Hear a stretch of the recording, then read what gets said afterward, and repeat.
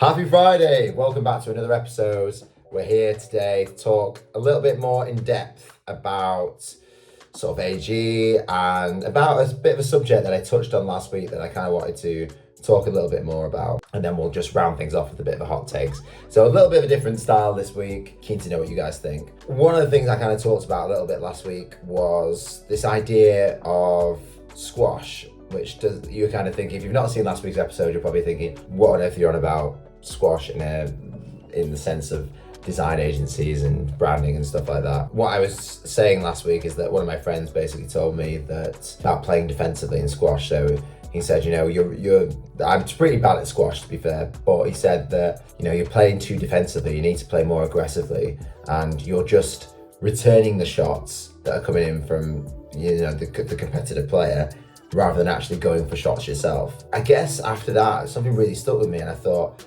maybe there's an element of that in business that brands do. Do brands play defensively and which ones are playing offensively? And I talked to a little bit more, a bit about that. And I kind of just wanted to take this time to talk a little bit more in depthly about that and sort of some ideas around it, really. I think across the board, genuinely, from my experience of 10 years working in brands, building brands, I can see that a lot of brands just basically do play defensively. What that means is that they don't have an issue with the marketing and how they're kind of putting themselves out there. It's more about how brave they are. One thing at Anti-Gravity we really want to, instill in our clients is that element of being brave, calling out things that are boring and safe, making sure that our clients lead with bold creative that's going to stand out and cut through noise. That's the whole thing. That's our whole reason for being as Anti-Gravity. That's what we're here to do, is to help you to stand out. I think when it comes to brand, a lot of brands in particular can see branding as a little bit like maintenance, like something you have to have.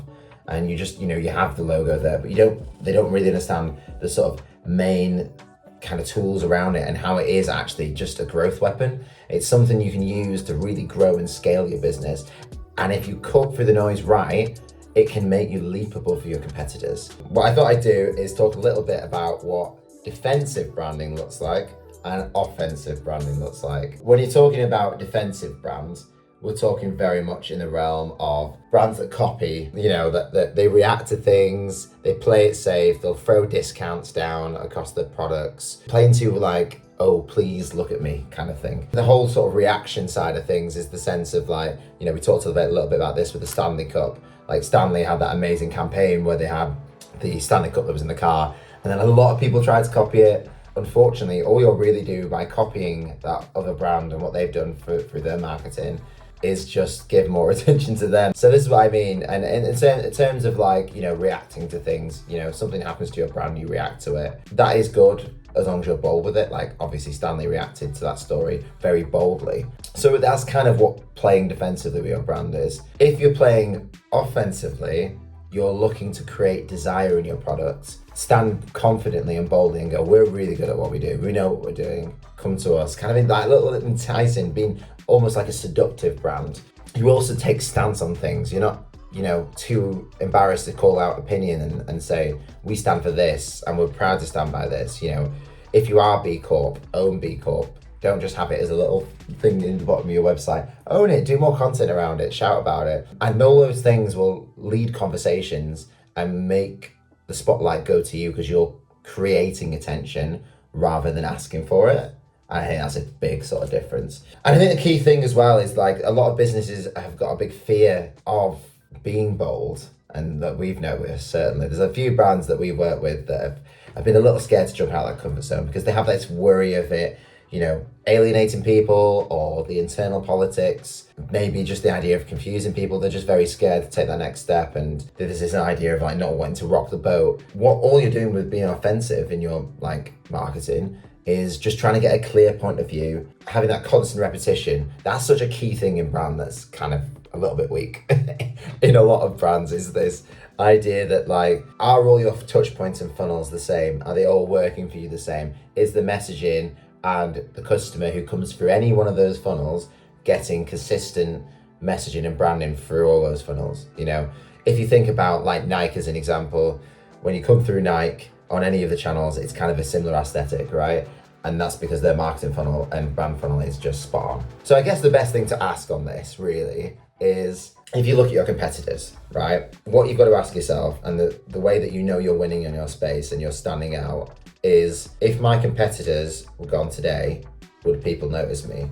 If the answer is yes, but only because you look like the other competitors, then that's probably an issue and probably why you're not standing out and getting more traction at the moment with your brand, essentially. So I just want to talk about a few examples of brands. They're quite big brands, but I'm using this to just generalize kind of the idea I'm talking about here with being confident and just owning your brand and playing offensively with it. Duolingo is a classic one, that unhinged owl everyone's slightly terrified of, me included. I had Duolingo for about a year. I did get into it, but then to be honest, the unhinged owl was actually getting a bit too much. It was pecking my head every day. I remember being in like a bar and it was like 11 o'clock and the owl popped up and I was like, right, well, before I go back to my friends, I better do this Duolingo and get this knocked out. But that's kind of beside the point. The kind of clever thing is that they built this owl to be this unhinged kind of character, and they've really leaned into it, like across TikTok, Instagram, all the channels have the owl being a little bit unhinged, and it kind of works for them, right? They've broken the sort of safe brand rule.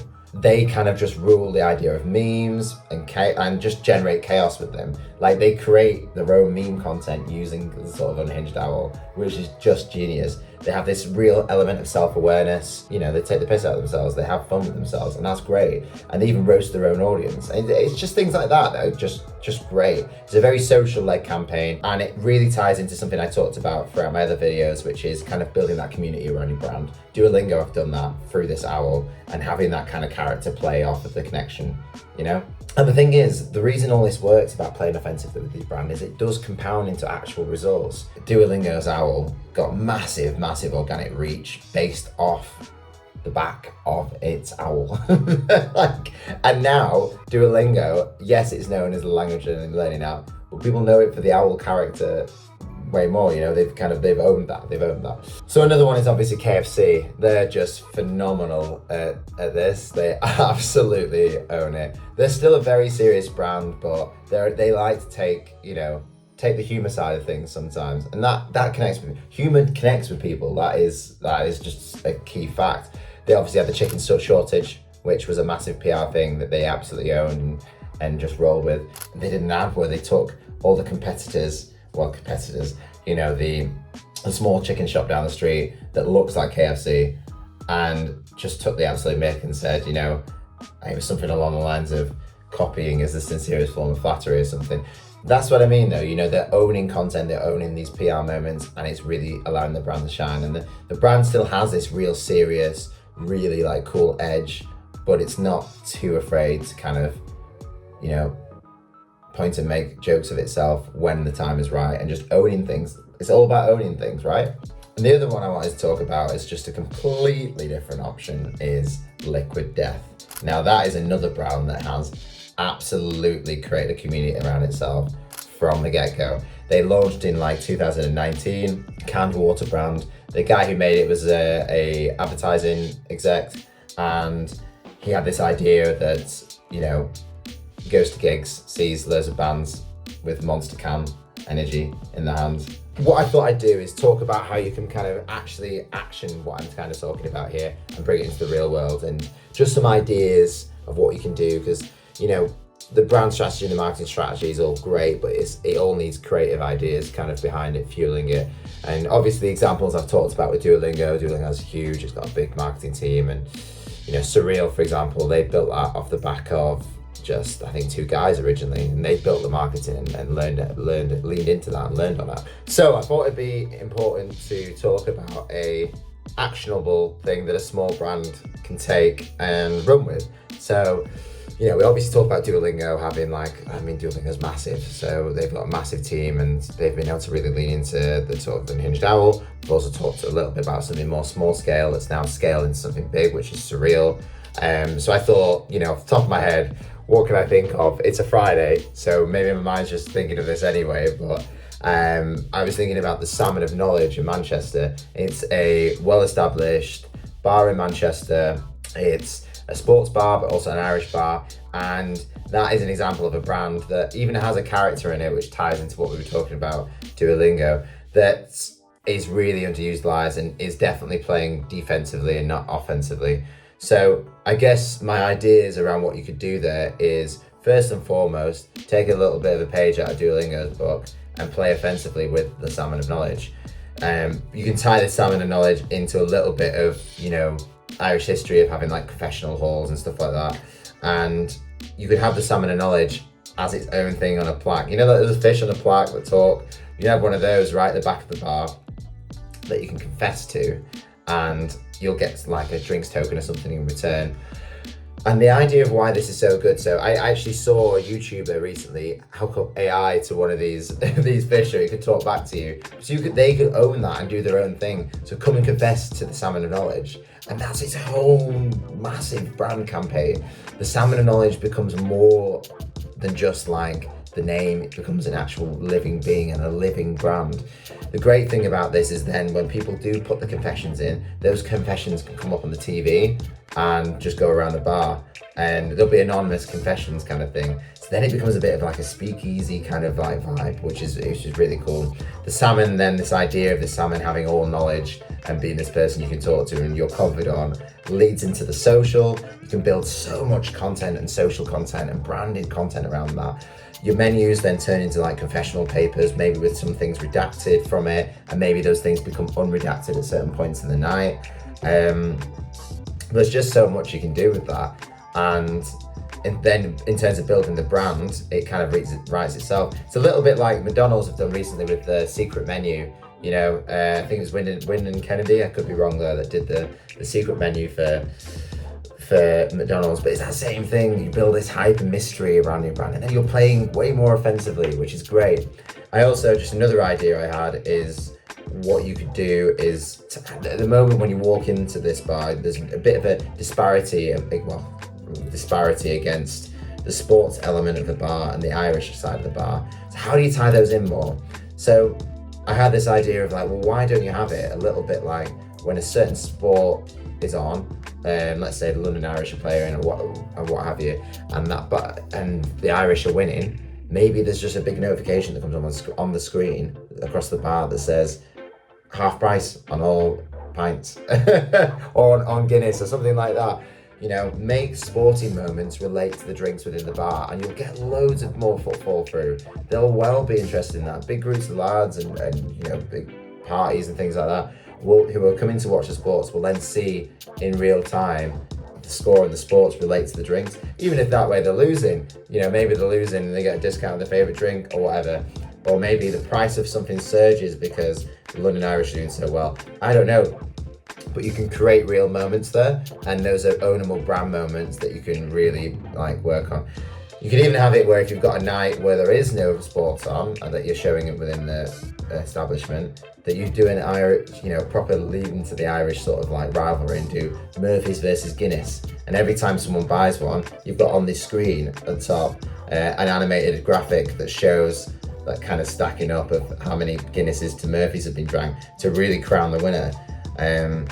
There's just a lot of unutilized things. And this is what I mean when I say that brands playing defensively at the moment. They've got a great brand there. The logo could perhaps be refined into a bit more of a character, but past that, you then take that character, roll it out across your menus, across your social and all digital aspects, and just make it this ownable thing. And then also, even if you wanted to then start to build, you can build that community then around everything, of course, but then when you go to, say if Salmon of Knowledge did an event, then they've got have the salmon there to be the confessional at the event. That adds such a point of difference. And this is what I think is so critical when we talk about offensive branding, is you're not doing it to get people angry. You're doing it to shout out and make some noise and get some eyes on you and do things differently. I think all in all, that kind of wraps up roughly what I'm talking about when it comes to offensive versus defensive branding. It's very easy to play it safe, and it's nice to feel safe and secure and, this is working, so why would you change it? Or, we're scared to take the next step. But you know what? The world moves fast, and as long as it's not detrimental to your brand, and that's why you bring in a brand specialist, someone like us at Anti-Gravity, as long as it's not going a step too far and you've got a clear sort of creative strategy behind what you want to do, it will maximize impact and make noise. We've worked on many campaigns that have done this. Some we've heard of from big brands, some maybe you've not heard of from big brands, but that's kind of a wrap. That's us for this week. So play offensively with your brand, get that out there, and don't be afraid to just do that. Some of the smaller hot takes that I might try and talk about and put some shorts up about. Obviously, one of the big ones that's just come to mind is the Hermes new website, which is a beautiful website. And the crazy thing about it, thanks again for this week, guys. I'll see you in the next one. Bye.